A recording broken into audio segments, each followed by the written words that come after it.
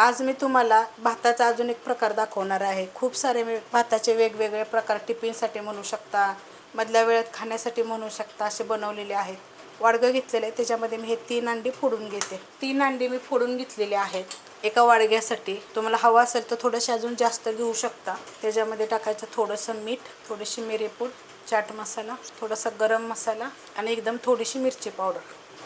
मिरीपूड टाकल्यानंतर मिरची पावडर बी टाकायची गरज नाही, त्यांना पण छान असं तिखटपणा लागतो, छान चविष्ट होतं. पण ते मस्त असं बघा मिक्स करून घेतलेलं आहे. त्याच्यामध्ये एकदम थोडीशी मी कोथिंबीर टाकणार आहे, मिक्स करून घेणार आहे. कढई मी गरम करत ठेवलेली आहे, त्याच्यामध्ये एकदम थोडंसं तेल घ्यायचं. ह्याच्या जागी तुम्ही बटर पण घेऊ शकता. बटर आपण परत वापरणार आहे, त्यामुळे मी एकदम थोडंसं तेल घेतलेलं आहे.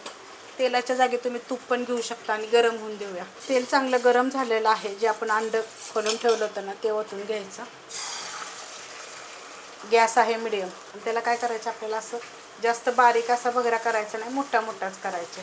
अशा पद्धतीत बघा आपल्याला हा मोठे मोठे तुकडे ठेवायचे, बारीक नाहीत करायचे. मस्त असं बघा झालेलं आहे. हे काढून घेते. कढई मी गरम करत ठेवलेली आहे, त्याच्यामध्ये पहिलं थोडंसं मी तेल घालून घेते आणि तेल आपलं गरम होऊन देऊया. तेल चांगलं गरम झालेलं आहे. अमूलचा एवढा बटर घेतलेला आहे, तो टाकणार आहे. त्यासाठी मी तेल थोडंसं कमी टाकलं होतं. नुसतं तुम्ही तेलामध्ये पण बनवू शकता. बटर वितळून घेऊया. बटर वितळलेलं आहे. एकदम थोडंसं जिरं टाकायचं. जिरं चांगलं पहिलं भाजून घ्यायचं. गॅस आहे मिडियम. एक मोठ्या आकाराचा कांदा घेतलेला आहे. बारीक कापायचं नाही, थोडा मोठा मोठाच कापायचा. कांदा पण चांगला भाजून घेऊया. अशा पद्धतीत बघा कांदा आपल्याला भाजून घ्यायचा आहे. जास्त काय भाजायची गरज नाही आहे. त्याच्यामध्ये मी 3 मिरच्या घेतलेल्या आहेत आणि त्याचे तुकडे तुकडे मोठे मोठे केलेले आहेत. थोडंसं कुटून टाकलं तरी पण चालू शकतंय. मी मिरच्या अशा मोडून घेतलेल्या आहेत, कारण जर कुणाला तिखट नसलं तर असं टाकू शकता तुम्ही, नाहीतर मग थोडीशी मिरची पावडर टाकू शकता.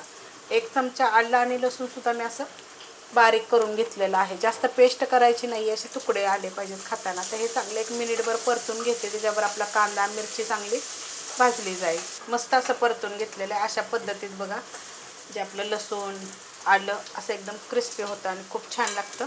आता ह्याच्यामध्ये हे जे आपण बगरा बनवून ठेवला होता हा टाकायचा. ह्याच वाटीच्या प्रमाणे गच्च भरून असे मी भात घेतलेला आहे.